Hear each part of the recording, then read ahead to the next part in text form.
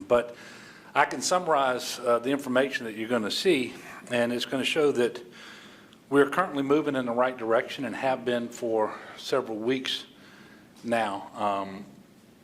And certainly we're all gratified by that. All of the gating criteria that we typically look at, percent positivity, cases and hospitalizations, are much better than they were, for example, on January the 8th, which was the worst point in any surge thus far in Louisiana. For example, you're going to see that the percent positivity today is about 5%. That's about a third of what it was then.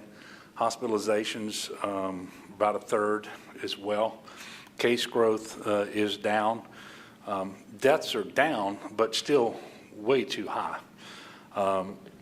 But we are doing better, and that doesn't just happen. It happens because people make a concerted, conscious effort to change their behavior and not do the things that caused the surge to begin with.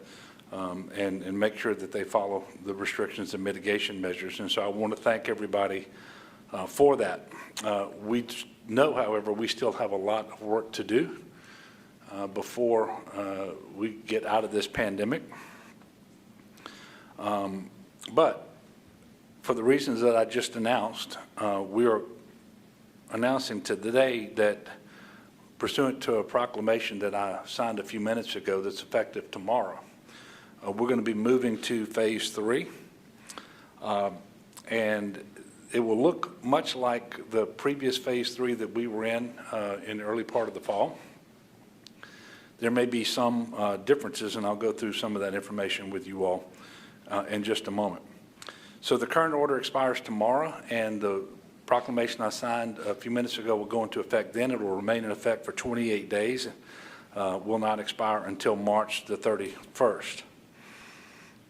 And I do want to pause here and say that there are some reasons to be concerned. First of all, the nation appears to have plateaued, so that most places in the country have been doing better for several weeks, and in terms of cases and in terms of positivity and deaths and so forth, that appears to have plateaued. But we also know that there are multiple variants out and about across the country, including here in Louisiana. Principally, the one that we've detected most frequently is the UK variant, which is more easily transmitted, and it also, pursuant to at least some data that we have, it's more likely to lead to worse outcomes, meaning serious COVID hospitalization and death. And we know that that's happening here in Louisiana with that variant. And so for those reasons, the mask mandate will stay in place, because as you ease restrictions on occupancy, for example, and you bring more people into a venue, it is more important than ever that you wear a mask as a way to not increase transmission of the virus, and cases of the disease don't increase as well. So the mask mandate is going to stay in place.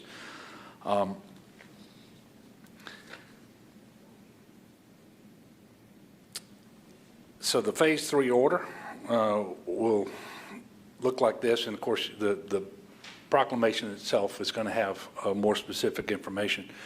The majority of businesses, including restaurants and salons, will now be able to move to 75% of their capacity, and indoor gatherings and event centers will be capped at 50% of their capacity and limited to 250 people.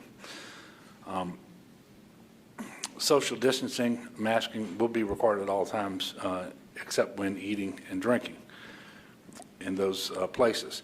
Religious services will not have capacity limits on them going forward. Again, the mask mandate remains in place.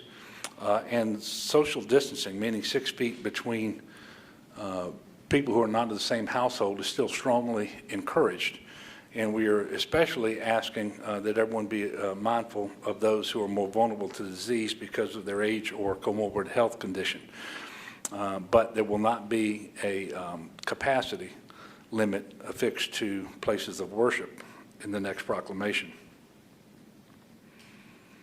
Gyms and fitness centers will remain at 50% of their capacity. And that's based on recent research from the CDC that raises concern about the spread of COVID-19 in these settings. Bars in all parishes will be able to open for indoor service at 25% of their capacity. However, 50% of the capacity will be allowed in parishes where the percent positivity is less than 5% over 2 weeks.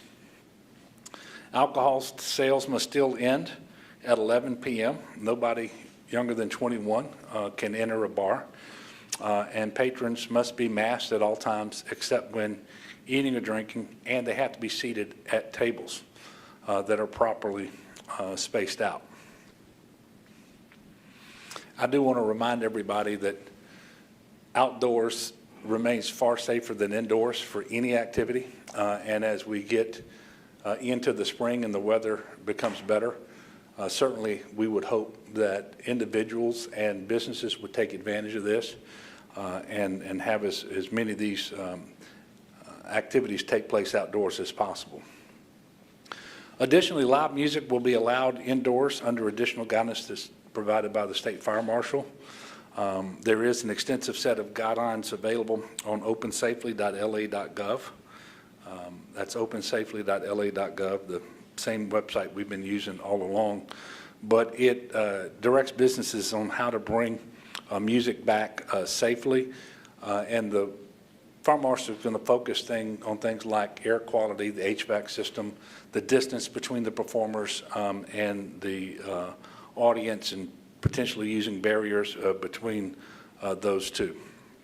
I think it goes without saying, but all audiences of indoor live music have to be seated at all times. Indoor meetings and event venues may operate at 50% of their capacity up to a cap of 250 people, and those indoors events must be seated.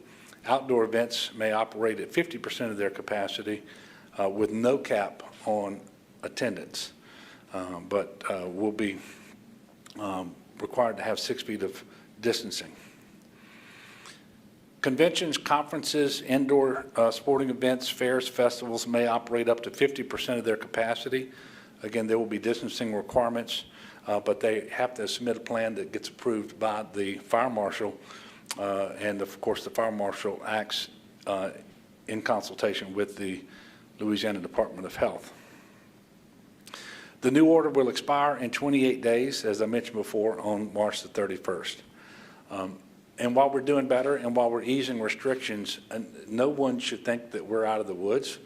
And the mitigation measures remain important. And if we're going to keep moving in the right direction, especially with the emergence of the variant, which is still predicted by many to be the predominant strain of the virus circulating in the country and in the state of Louisiana at some point this month, in the month of March. So wear your mask, practice social distancing, wash your hands frequently, get tested if you've been exposed or if you feel ill, and if you feel ill, make sure that you stay home, and then get the vaccine when it's your turn. And in fact, it's more important than ever to do these things, as I mentioned before, because of the UK variant here in Louisiana. This is how we keep our numbers headed in the right direction, and we minimize the number of people who have to be hospitalized and those who die. Speaking of the numbers, today we are reporting 770 new cases on 26,190 new tests. We have gone over the 6 million mark in tests performed over the course of this pandemic. And so that's basically about 11 months, 6 million tests over the last 11 months. Other big numbers, 431,000 confirmed cases in Louisiana, and we're just shy of 10,000 deaths at this point. Today, we are reporting, sadly, 19 additional deaths. Not since March the 22nd of last year have we reported 0 deaths. I am eagerly looking forward to that day, and I hope that day comes as soon as possible, that we can report 0 deaths here in Louisiana. 629 patients are hospitalized across the state of Louisiana with COVID-19. That's the same as yesterday. 89 patients in these hospitals are on mechanical ventilators, and that's down 2 from yesterday. Yesterday, we reached the milestone of surpassing 1 million shots in arms of the vaccine. That's exciting. We know that we don't put this pandemic behind us until enough people have been vaccinated. But what that means is more than 14% of our residents have gotten at least the first dose of the vaccine. And that is a good start, but we've got a lot more people out there that we have to reach. Last week, I was able, on Friday afternoon, to stop by a community vaccination clinic that was held at the Living Faith Christian Center in North Baton Rouge, an area where we know that there had been a gap in our administration of the vaccines. They were able to vaccinate 2,198 individuals over 2 days. It was a tremendous success because community partners and providers worked together to identify barriers, remove them, and meet people where they are. We need a lot more of this, and certainly we're going to be moving in that direction. I'm excited also to tell you that later this afternoon I'll get my second dose of the Pfizer vaccine here in Baton Rouge at the Pennington Biomedical Center. I am incredibly thankful for this opportunity. I encourage everyone to be vaccinated as soon as you're in the priority group with whatever vaccine is available to you.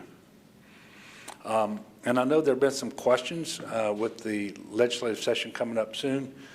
We have been working with the Speaker and the President to make the vaccine available to legislators and essential staff who work here in this building before the start of the legislative session. And they are talking to their members presently to get this coordinated. But we know that some legislators would rather have access to the vaccine in their districts so that they can have media appearance events and so forth. And so we are going to add legislators to the current order of priority today so that they can schedule and receive vaccine in their district if they want, or they can take advantage of the opportunity they're going to have to do that here at the Capitol with the event that we're working on with the Speaker and the President. There is also good news to share about the Johnson & Johnson vaccine, a one-shot vaccine that was authorized for emergency use by the Food and Drug Administration over the weekend. And today, the White House announced that there's a partnership between Johnson & Johnson and Merck who will help manufacture this vaccine in order to produce an even greater supply over time. Louisiana's first shipment is on its way. On Sunday night, we were able to put in orders for 37,900 doses. Those doses may have actually started coming in today, but you know they should be coming in very soon. And I think Dr. Canner's got some more information for you, but when I told you last week that typically we get a 3-week visibility and the amount of vaccine that we get in 1 week is the floor of what we can expect for the 2 weeks following that, I told you that was not the case with Johnson & Johnson. And it appears that we may not get more Johnson & Johnson until the very end of the month. And so that obviously is going to change the way we do things with respect to Johnson & Johnson and having access to large amounts of this single-dose vaccine to have the mass events that we were hoping to have. But we'll be getting with all of our providers and making sure that we, as we always do, that this safe and effective vaccine is put into people's arms as soon as possible. This vaccine offers certain advantages because it is a one-shot vaccine. And so logistically speaking, it's just much easier to administer, especially to certain populations who may be underserved, lacking in transportation, maybe in rural areas or whatever. The other thing that makes it easier is there is no ultra-cold storage requirement. In fact, it doesn't even have to be frozen at all. It can be refrigerated so that makes it much easier logistically to handle. And very importantly, it's 100% effective at preventing hospitalizations and deaths. At this time, I'm going to ask Dr. Canner to come up. He will speak to you all, and then he will take whatever questions you might have, and then I'll come back up, finish out my remarks, and then take your questions as well. Thank you.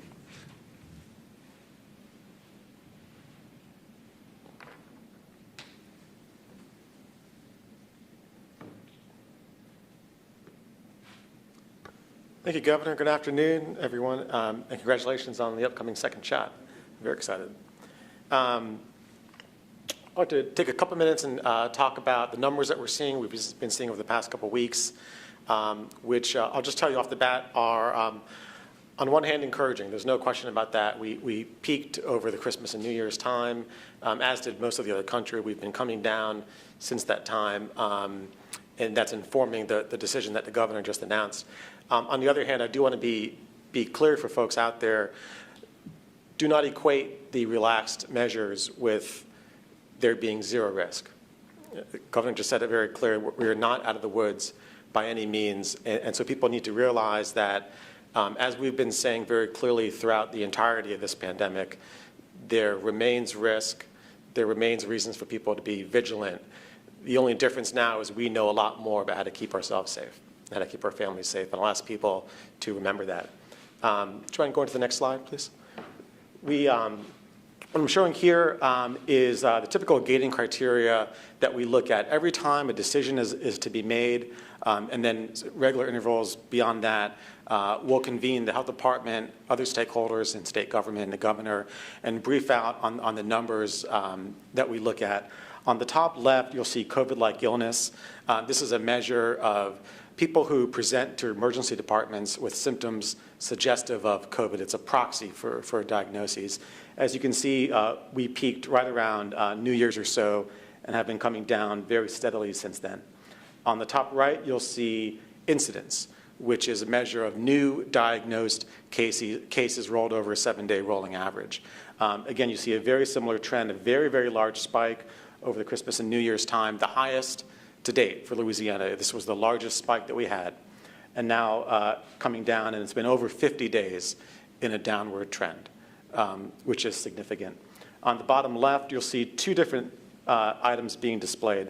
The orange bars on the bottom are percent positivity. So these are their percent of resulted tests that show positive, and we were at 5%, which is relatively flat for Louisiana, also on the downtrend. The caveat to that is the purple line just above the orange bars, and that's testing volume, the number of tests being conducted per capita. And as we talked about last week, we have to look with this data a little bit nuanced because the winter storm 2 weeks ago caused a disruption in our testing. We did less testing as a result. People couldn't travel. The National Guard was helping with storm activities. There were a number of reasons why testing was down. So when your testing is down, it's a little bit like you have less visibility. And so I mentioned that as somewhat of a caveat, and that's why you see the dip in that purple line on the bottom left graph. And then importantly, on the bottom right, you'll see a graph of hospitalizations. These are the number of COVID-positive individuals in inpatient hospital settings throughout the state. You can very clearly on that graph see the three spikes that we had. The first spike in March and April, the second spike of the summer surge in July and August, and then the third spike in Christmas and New Year's time, again going down very, very steadily. We're at just above 600 people hospitalized and COVID positive right now across the state. We've never gotten below 500 since it's really started for us, and we're trying hard to get there.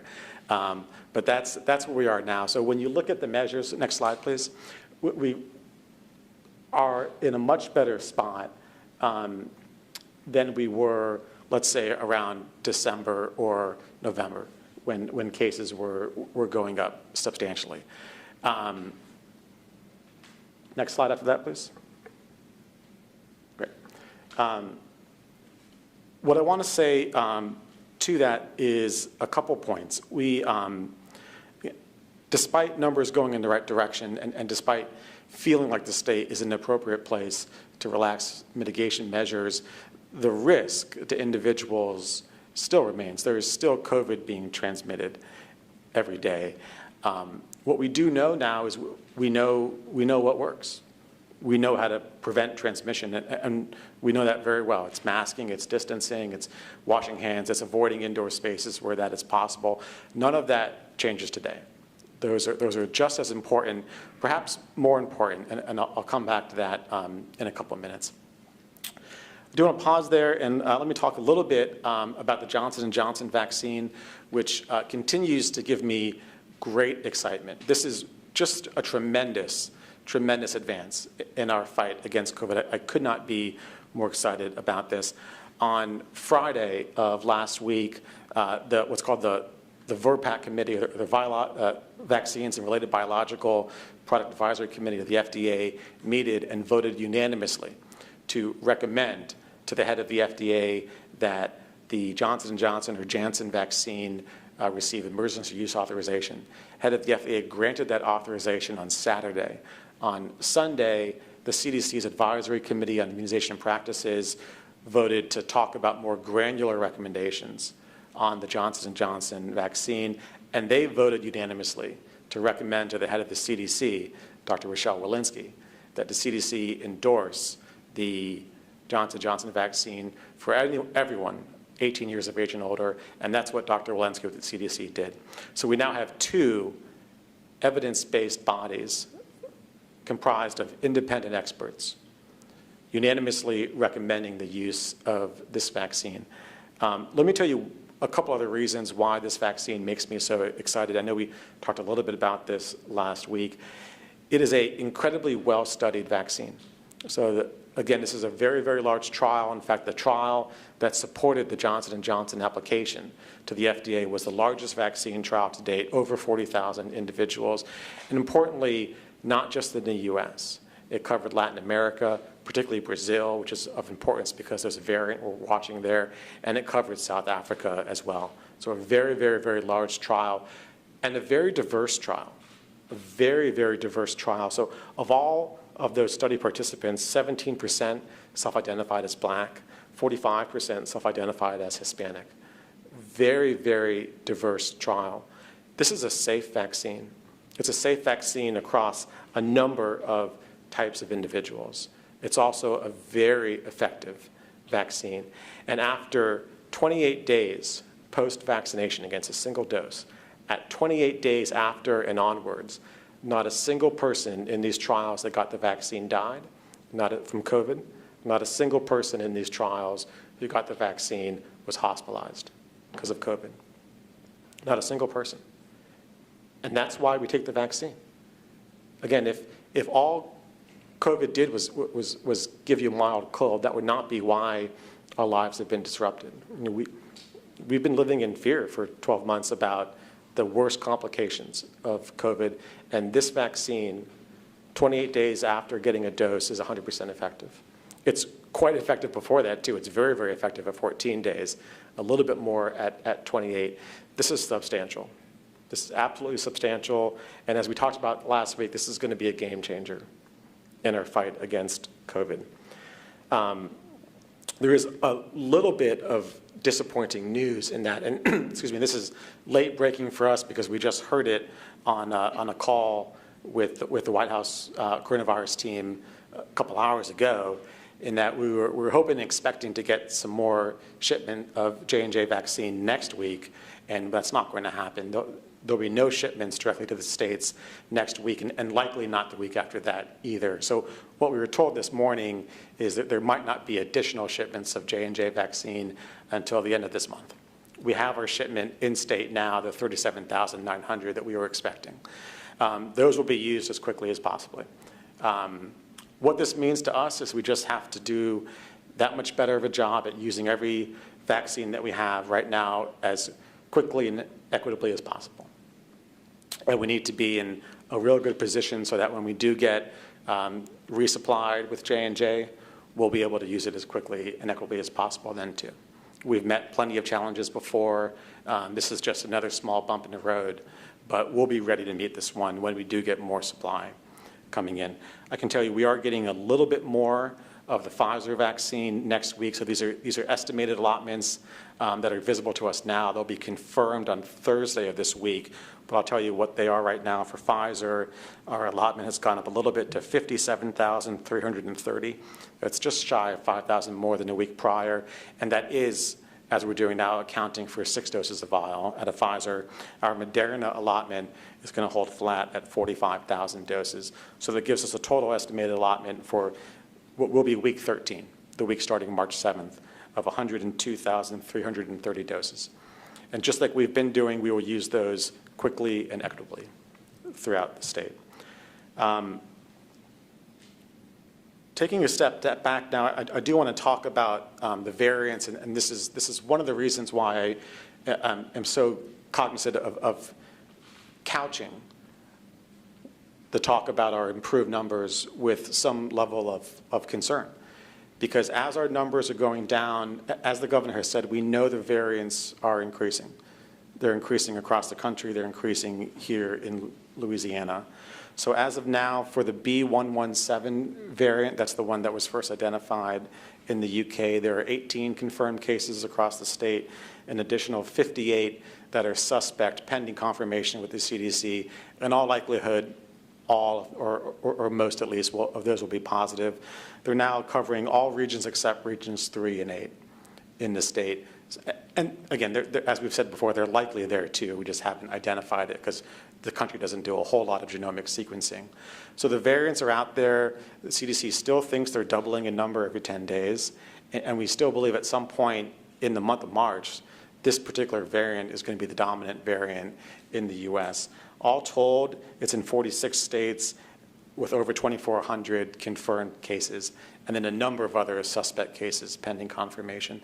This variant is a threat to us because it's more transmissible, it's likely more virulent, likely makes people sicker as well. So we have to be cognizant of that. I'll let you know at this point for the South African variant or the B1351 variant, we have not identified that in Louisiana. It has been identified in 16 states across the country, the closest to Louisiana, of which being Texas, Tennessee, Florida, and North and South Carolina. Likewise, we've not identified the P1 or the Brazilian variant either. That's been identified in 5 states, the closest to us being Florida. These variants, particularly the B117, will continue to replicate and continue to increase in transmission. What we hope to do is build up enough of a base of vaccine, enough protected individuals to fight against that variant when the variant's numbers increase. As of right now, we've initiated the vaccine series in about 15% of all Louisianans, 18 or 19% if you just look at Louisianans over the age of 18. That's not insignificant. That's a substantial number. We're going to keep building on that and keep building on that. What we need help from the public with is use this window of opportunity where cases are going down and the variant has yet to really overtake us. Use this window of opportunity to continue to suppress transmission. Because if we can suppress it just a little bit longer, we're going to buy time to have more people vaccinated. Again, we've given over 1 million vaccine doses so far. It's an incredible milestone. If we suppress it a little bit longer, we're going to set ourselves up to weather any potential surge that this variant might bring. But we need people to remain vigilant, do all the things that we know work, masking, distancing, hand washing, staying outdoors as much as you can. Keep vigilant just a little bit longer because we think this is a real window right now to set ourselves up for what might be coming with this variant. With that, I'll be happy to answer any questions if there are any. Yep, Sam? With the Johnson & Johnson vaccine only coming this week and not again at the end of the month likely, what specific plans does that disrupt? Is that going to put any plans for community vaccination centers on ice? And where exactly are you going to be sending the J&J doses we got this week? Is that just going to be folded into the normal allocation to pharmacies and other providers? Not exactly the normal. I mean, the J&J vaccine will go to all 9 regions of the state. There are a number of events that had been planned and been working on plan, and the team right now is working with this late-breaking news to make sure that those events can continue. So we'll get back to you to confirm exactly which events, where, and when, but the events that were being worked on, we're really trying hard to make sure those can continue. You know, obviously, this threw us for a little bit of a curve because we were expecting some vaccine to come the next couple weeks. But without question, it will go to all 9 regions of the state. Melinda. In terms of the waste numbers, can you provide an update on how many lost doses we've had? Sure. The total number right now is 972 doses lost, and that's for everything that has been received to us to date. So it's just shy of, I think, around 0.01%, or maybe just a little bit below that. And I'll let you know as well, there's been 2 so far confirmed that were related to the storm a couple weeks ago. Both of them were related to electricity issues, and the refrigeration went out of capacity. And again, the way these processes work is when a provider realizes that vaccine perhaps has gone out of temperature range, if that is the issue, it's not always the issue, but if that is the issue, they'll reach out to us and LDH. We will involve the manufacturer, whether it's Pfizer, Moderna, or now Johnson & Johnson, and run through what happened. Sometimes the manufacturer will come back and say you can actually continue using it because it didn't go outside of some parameter. Sometimes they say you have to waste it. That's what happened in those 2. There's a number of other reasons why vaccine would be wasted. Sometimes it's simple human error, like dropping a vial and it cracks, and sometimes vials get damaged in transport. Well, thank you, everyone. Again, have a good day. Mind the weather today, and remember, it's there still is transmission happening. So the message to folks across the state needs to be that we know how to keep people safe, and that needs to be the #1 goal for families right now.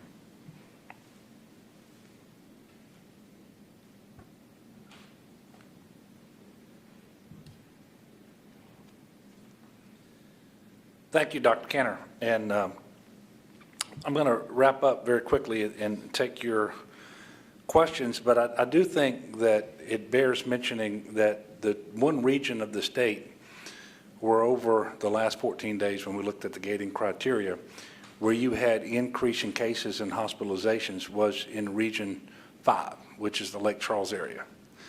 And that also happens to be the region where we have detected and suspect the most cases of the variant. And in fact, if you add up the confirmed and suspected cases, 1/3 of those are in that Lake Charles region.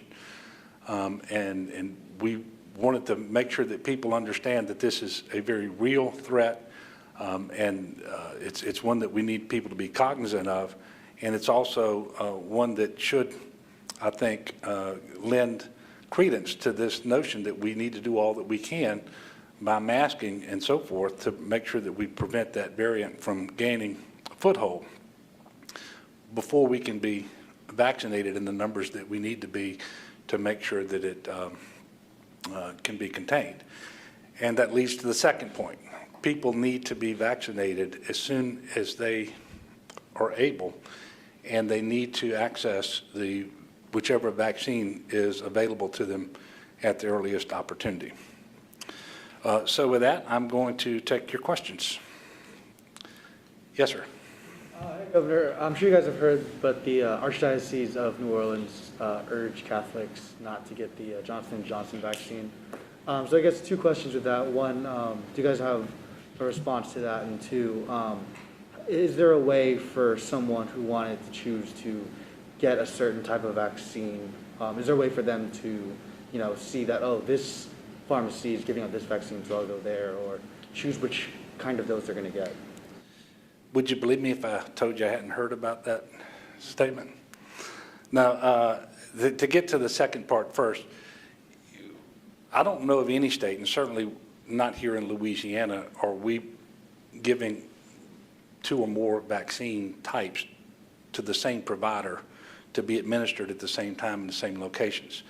And the reason is there's no way to do that and be a model of efficiency in terms of spreading the vaccine out across the state, making it available to the most number of people, but also trying to make sure that you don't have the wastage that we got the question a while ago, I think, from Melinda.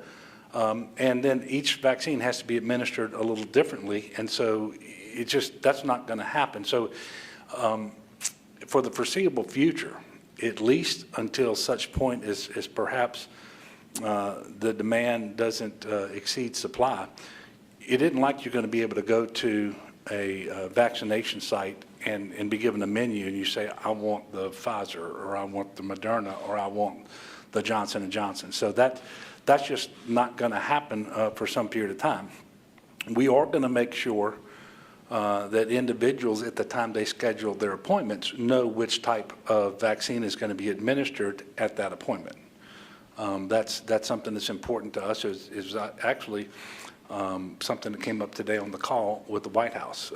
This morning at 10, we had a call. I think just about every governor in the country was on the call, and we had individuals from the White House COVID task force that was working, that's working this issue, and encouraged all the states to make sure that when people schedule an appointment, they know the type of vaccine that they're going to get.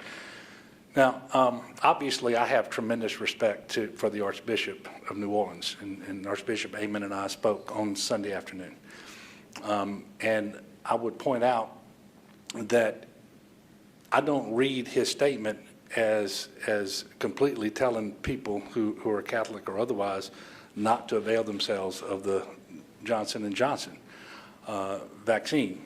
I would also point out that there was a different statement that came out from Bishop Duca here in Baton Rouge, and he has a little different take on it, and certainly acknowledges that there are some moral concerns for Catholics, and I happen to be one of those, but talks about it a little bit differently in terms of what Catholics can and should do, and I would say that but if for reasonable circumstances you are only able to receive the vaccine from Johnson & Johnson, you should feel free to do so for your safety and for the common good. In addition, I've consulted with Catholic healthcare representatives and understand and appreciate their serious challenges as to the acquisition and equitable distribution of all three vaccines. I therefore support their policy of administering any of the vaccines as circumstances require. So you do have to weigh this with the common good of ending a pandemic. You know, and there's an imperative that we do this. The fastest way to do this is to employ all of the vaccines and have the uptake in those vaccines be as great as possible. And I've also, by the way, looked at documents available from the United States Conference of Catholic Bishops, and I've also consulted the Congregation for the Doctrine of the Faith, which is a Vatican-based source of information. And so I'm encouraging everyone out there to take the first vaccine that is available to them, whether it's Pfizer, whether it's Moderna, or whether it is Johnson & Johnson. Yes, sir. Governor, the rules you laid out seem to be less restrictive than the previous iteration, basically, as it relates to bars. You mentioned Lake Charles seems to be having issues right now, and previously you had to show you were under a certain threshold of percent positivity to open the bars. Now, bars in Lake Charles can open 25% regardless. I'm wondering why that decision was made to be less strict on the bar front when, as you know, your administration has said bars are the most risky settings out there. Well, and they are, which is why they still, in terms of occupancies, are more restrictive than most other venues. And secondly, we're having other rules associated with them. No one under 21. Everyone has to be seated. Tables and parties have to be distanced, and all of those sorts of things. But I believe that there's been enough progress made, and that the reduced positivity is sufficiently spread across the state that we were able to take this step responsibly at this time. So that's why we did it, and I'm very hopeful that the restrictions that do remain in place and the mitigation measures that remain in place will be practiced, and that we will not see an increase in transmission and so forth with these venues. We're obviously going to continue to watch it. We're still engaged in contact tracing, for example, but generally speaking, every day we're looking at the data, and so, you know, again, we're optimistic that we can be successful. And in fact, I know we can be successful with the rules that are going to be in place with the proclamation that's effective tomorrow. It's just a question of the degree to which people comply with those mitigation measures and with the restrictions. Yes, ma'am. Along the same lines, why did you change your mind on the live music indoors? That's obviously been one of those areas that has not been allowed under any of the previous phases, including when we were in phase 3, I don't think. And so can you walk me through why you changed your position on that? Yeah, the answer isn't any different than I just gave Sam. We're in a better place, and we believe that it's something that if it's done in accordance with the measures that are going to be required by the fire marshal with respect to the distance between the performers and the seated audience, whether there's a barrier, the type of air circulation you have, and so forth, that it's a safe thing to do presently, whereas we could not come to that conclusion before. And I just think that's an inevitable consequence of having improved. And I'm very hopeful that we never have occasion where we have to go backwards. But you all know that we will if at some point it becomes necessary. And I've said we're primarily interested in preserving hospital capacity and saving lives. And I'm very thankful that at no point up to now have we in Louisiana lost the capacity in our hospitals to deliver life-saving care to COVID or to non-COVID patients. And that wasn't, you know, by accident, because we've been severely threatened in the capacity, both with respect to beds and staffing in the past, but we've never gotten there. But if that's the direction we're headed, we will do what is necessary to make sure that we preserve that capacity to deliver life-saving care. So this hopefully is an opportunity for us to move forward, to do it safely. But if we have to go backwards, I mean, we will. It's not something that I want to do, as you all know. But I feel like we've made enough progress to date that this is something that we can do safely with the restrictions and mitigation measures that we talked about. Yes, sir. What sort of restrictions do you place on outdoor venues like the box or baseball parks across Louisiana, and what considerations went into that? 50% and distanced. Which is an increase from 25% in distance. And in addition to that, and I'm going to give this an answer to your question, and I don't even know whether it happens, because we're opening bars in the parishes, if they sell beer at Alex Box, they can sell beer and be at 50%. Now, I should say alcohol, because it may be more than beer, I'm not sure. But the patrons are going to have to be seated in order to consume. Yes, sir.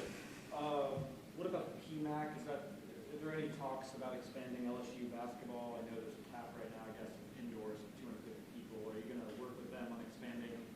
No, I believe that the cap on sporting events is going to be 50%, period, without the cap and the maximum number of persons. So it's 50% masked, distanced, and again, they can consume, drink and eat food without their mask on, but they need to put their mask right back on. And on the bars, it said 5% is the threshold to get to a percent occupancy to get to 50% occupancy. Yeah. Is that a 2-week threshold? 2 weeks. And the next information that we're going to release will be tomorrow. It should be on the LDH website, and so you'll be able to see which parishes qualify. I don't have that number today, but the next one comes out tomorrow, and the proclamation is effective tomorrow. So we'll see. And on that point, do the local municipalities have to opt in to let No. the bars do that, or is it? No, it'll be 50% if they're on the list, unless the parish opts to be more restrictive. So there will not be an opt-in required. Any other questions? Well, I want to thank you all for continuing to cover the COVID situation and everything else that's going on in Louisiana. And I want to, again, convey my appreciation to the people of Louisiana. We are doing better. But I also want to strongly caution people not to take this good news as a reason to let your guard down. Certainly don't take it as a reason to not be vaccinated when the vaccine is available. We only put this pandemic behind us and get back to normal when enough people have been vaccinated. We are in a race against time and against the virus. And so when that vaccine becomes available to you, when you're in the order of priority that is being vaccinated, please make sure that you take advantage of that opportunity just as soon as you can. All of these vaccines are safe and effective. And I'm just going to encourage people to mask, to distance, to wash their hands, to stay home when they're sick. Let's continue to protect the most vulnerable among us by age or comorbid health condition, and let's get vaccinated when we can. When we do that, we're going to get through this at the soonest possible time and in the best possible shape. So thank you all, and I may be seeing some of you a little later this afternoon when I receive my second dose of the Pfizer vaccine. And again, I am extremely happy about the opportunity to do that. It's something I've been looking forward to for a very long time. And I encourage everybody to get there just as soon as you can. Thank you.